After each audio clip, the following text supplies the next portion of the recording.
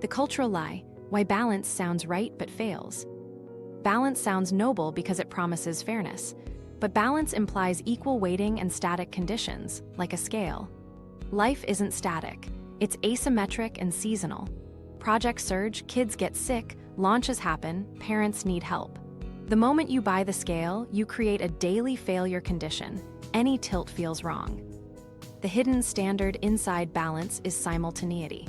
Be fully present at work and fully present at home at the same time. That's impossible by design. So when you answer a Slack while making dinner, you feel half bad at both. You didn't do anything immoral, you violated a fantasy. The scale mental model creates micro-failures every day. You wake up and the score is already against you. If the morning leans toward work, you promise to make it up tonight. If the evening leans toward family, you promise to wake earlier tomorrow. The pattern is compensatory overcorrection. Work binge, then life binge. That swing isn't balance, it's instability. It amplifies stress and erodes trust with yourself and others. People say, just set better boundaries. But boundaries without identity clarity often backfire. If you don't know what you're protecting, no sounds random or selfish. You either over-explain and apologize, or you go rigid and create friction. Boundaries stick when they express a single, coherent identity. More on that soon. There's also a zero-sum myth baked into balance. It treats time, energy, and attention like interchangeable coins on a scale. They're not. An hour of low-energy time with divided attention doesn't equal an hour of focused, energized presence. You can spend 2 hours with your family and still be absent if your attention is stuck at work. You can sit at your desk for 4 hours and ship nothing if your energy is fried. Balance ignores that different currencies have different exchange rates. Here's where most people mess up. They try to fix balance with more time management. Time is visible, so we attack the calendar. But time blocking without energy and attention matching just paints the scale a nicer color. If you've ever had a perfectly scheduled day that still felt scrambled, that's why. The underlying model is wrong. This clicked for me when I realized balance creates identity conflict. You start living as two personas, ideal worker and ideal human. Each keeps a secret scorecard. When one wins, the other loses. Even a productive day can feel like failure because the wrong scorecard is judging it. The result is shame, not just guilt. Shame says, I am bad. Guilt says, I did something misaligned. Shame kills motivation. Guilt can drive repair. Balance multiplies shame because it demands double presence. Be great everywhere, all at once. Another hidden cost: context switching. Pretending you can flip roles on a dime ignores the refocus lag your brain pays every time you switch. That lag isn't about willpower, it's cognitive. Stack a dozen tiny switches and you get a full hour of lost depth. The scale model encourages constant flipping to stay balanced, which quietly taxes your working memory and leaves you foggy. Let me show you the better frame. Think integration, not balance. Drawing on boundary theory research, for example, Christina Nippertang's work on how people segment or integrate roles, integration accepts that life is dynamic and embraces asymmetry on purpose.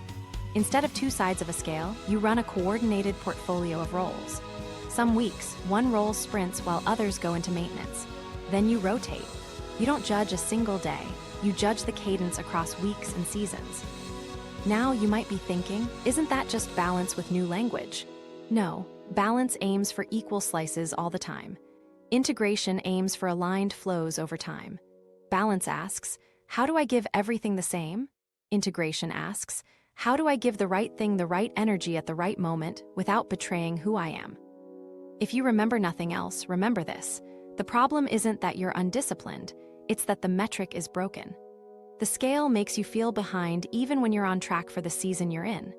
That feeling drives poor choices. Late-night catch-up that steals tomorrow's energy, performative availability, resentful quality time that nobody enjoys. Here's the shortcut nobody teaches. Define a single core identity and coordinate your roles to express that identity, one season at a time. You stop playing tug-of-war with yourself. You stop overcorrecting. You stop apologizing for priorities because they're not arbitrary, they're anchored. Before we continue, you need to understand why just be present fails under balance. Presence requires attention, and attention follows energy. If your energy is in debt, your attention will wander and your time will feel wasted. balance never accounts for energy debt.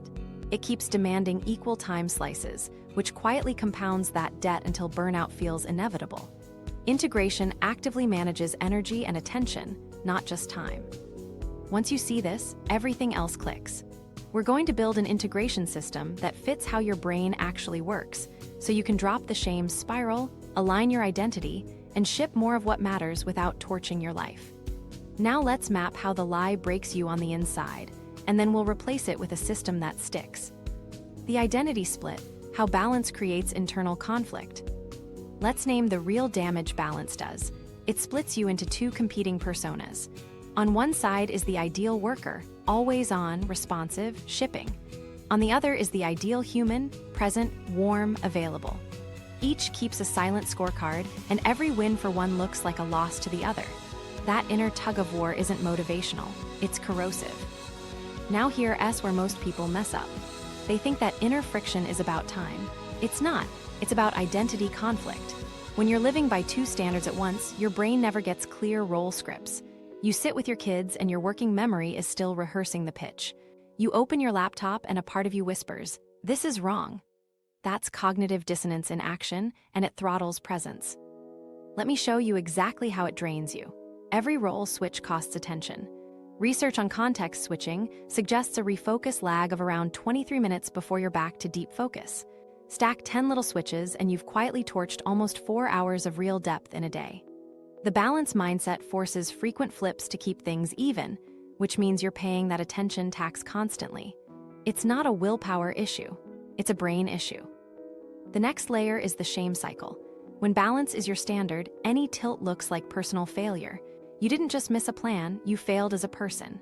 Shame says, "I am bad," which shrinks motivation and makes you avoid the work or the relationship that triggered it. Guilt says, "I did X against my value," which points to a repair. Balance multiplies shame because it demands double presence, be fully available everywhere, all the time. That's impossible. So you aren't just disappointed, you feel defective. This clicked for me when a client kept saying, "I'm failing at both," even on weeks they delivered huge results and took their kid to practice.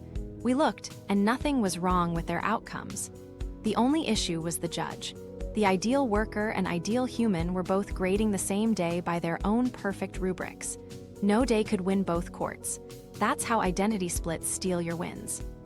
Actually, let me back up and make this practical. Here's a quick inventory. Think of your last week. Where did you feel behind at work? Where did you feel absent at home? Now ask, was that because you violated your values or because you didn't meet a social script of always available? If it's the second, that's false guilt. False guilt doesn't deserve repentance, it needs a narrative update. Real guilt, like snapping at your partner or missing a promised deliverable, deserves repair. When you mix them, you apologize for the wrong things and avoid fixing the right ones. The thing most people miss is how unfinished role scripts clog working memory. If you haven't decided who you are across roles, each role tries to take over the wheel. You open email and parent who whispers, "You should be reading," which floods you with anxiety. You close email to read to your kid, and worker you whispers, "You should be shipping." That constant crosstalk keeps your attention half-occupied everywhere. Here's the shortcut nobody teaches. You define a single core identity that sits above all roles. That identity becomes the judge and the filter. For example, I'm a builder who creates value and nurtures people I love. That doesn't mean you work all the time. It means every role expresses builder differently. At work, ship value. At home, invest in growth and connection. Suddenly, actions in one domain aren't robbing the other, they're both expressing the same core. Now you might be thinking, but what about presence? Presence is an output of clarity plus energy. Once your identity is single-threaded, presence improves because the background process, the second persona, stops interrupting. Then you add energy management so attention can actually land. We'll wire that up next, but it starts by firing the two scorekeepers and hiring one. Here's a quick win you can try today. Pick one decision that's been nagging you, say yes or no to a new project, or whether to attend an evening event. Write your core identity in one sentence. Then ask, which choice best expresses that identity this week? Not forever, not in theory, this week. Make the call and commit. Notice how the rumination drops because both personas aren't negotiating anymore.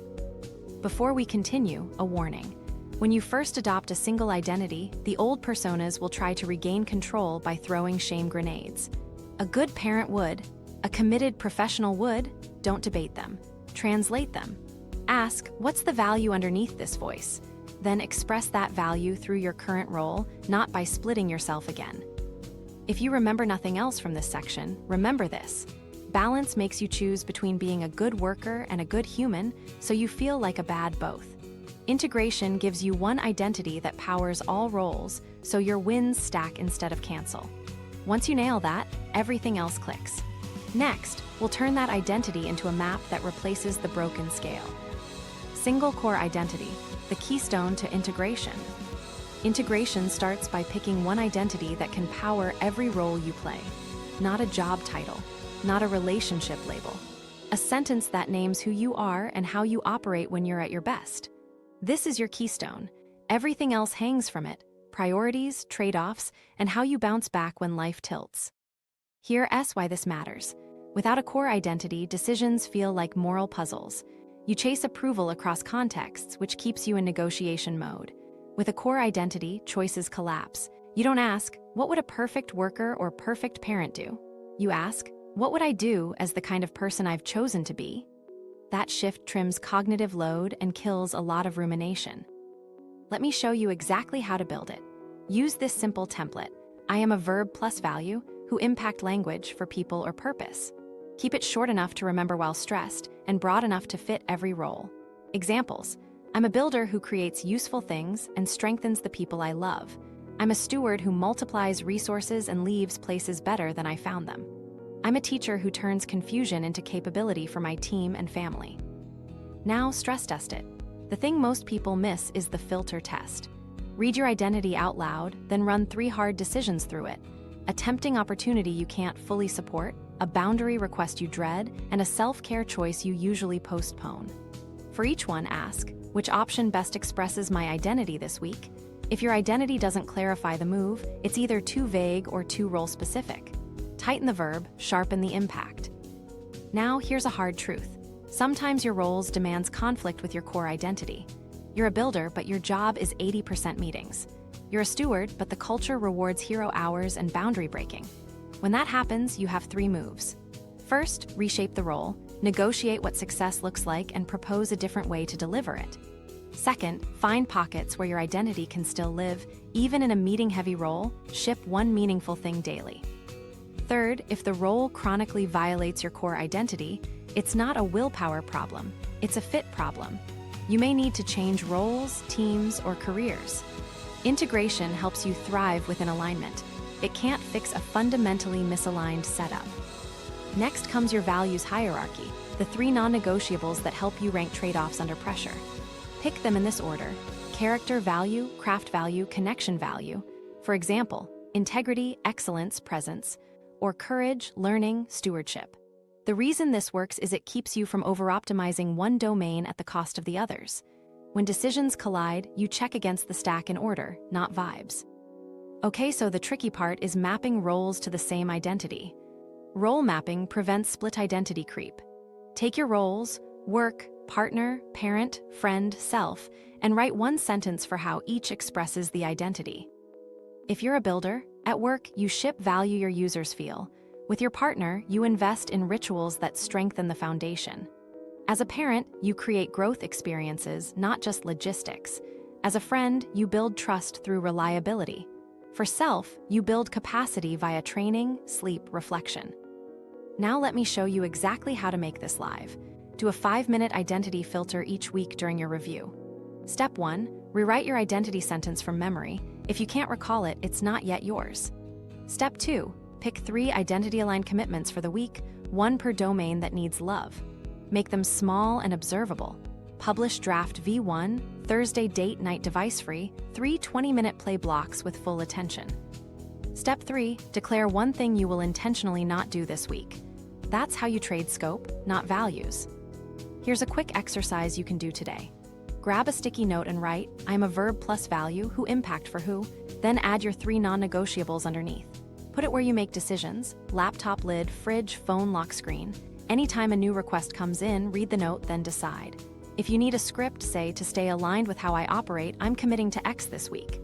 I can do Y if we move Z to next week. Clean, decisive, consistent. Now you might be thinking, won't this make me rigid? Actually, it makes you predictable in the best way. People learn how to work with you. You'll still flex, but your flexing follows a pattern. You negotiate scope and timing, you don't negotiate identity. That consistency reduces conflict and remorse because you're not improvising values under stress. Before we move on, a quick micro story. Last month, a client kept saying yes to late meetings and then canceling family plans. Their identity was fuzzy: good teammate and good parent. We reframed it to steward who builds capacity and trust. Within a week, they stopped accepting last-minute meetings that weren't critical, shipped their deliverable early, and did Friday pizza night with their kids, no guilt. Same time, same work, different judge. If you remember nothing else, remember this: your single core identity is a decision engine. It filters commitments, scripts boundaries, and turns trade-offs into expressions of who you are. With that set, we can replace the broken scale with an integration map that coordinates energy, attention, and time. The integration map: replace the scale with a system. Here's the game changer nobody talks about. Stop slicing days into equal parts and start coordinating 3 flows: energy, attention, and time. They're different currencies. Time is the container, energy is the fuel, attention is the steering. When you treat them as a system, you stop feeling busy but behind and start feeling present and effective. Let me show you exactly how the brain supports this. Your energy naturally rises and falls in ultradian rhythms, roughly 90-120-minute cycles of heightened capacity followed by a dip.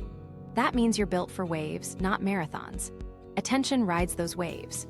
When you align focused work with a peak and use the dip for lighter tasks or recovery, output jumps with less strain. Ignore the cycles, and you burn high-value attention on low-energy fuel, which feels like slogging through mud. Energy debt shows up when withdrawals outpace deposits for days, and you pay interest as extra fatigue and irritability.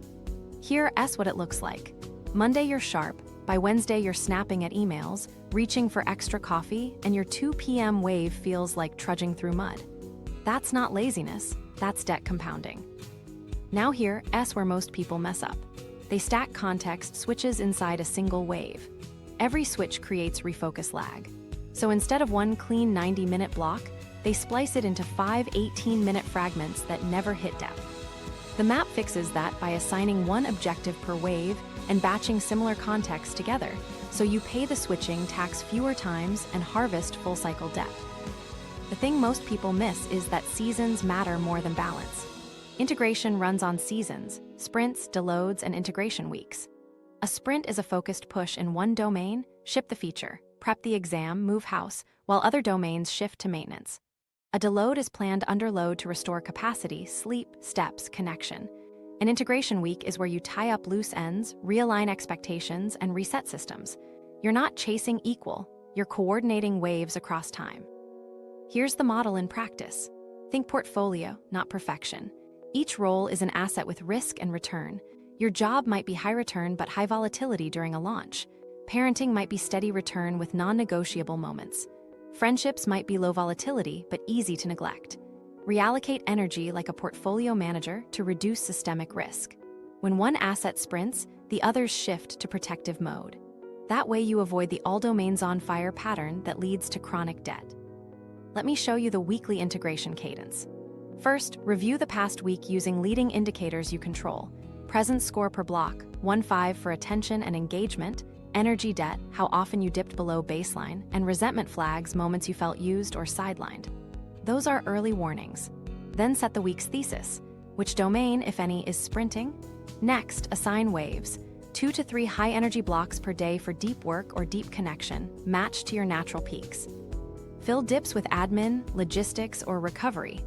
Finally, batch contexts. Keep similar tools, people, and environments together to cut switching. Okay, so the tricky part is designing flows, not just blocks. You want coordinated sequences. A great flow might be deep work wave right arrow quick movement and snack right arrow admin sweep right arrow connection block right arrow recovery microbreak right arrow second deep wave. Each step supports the next.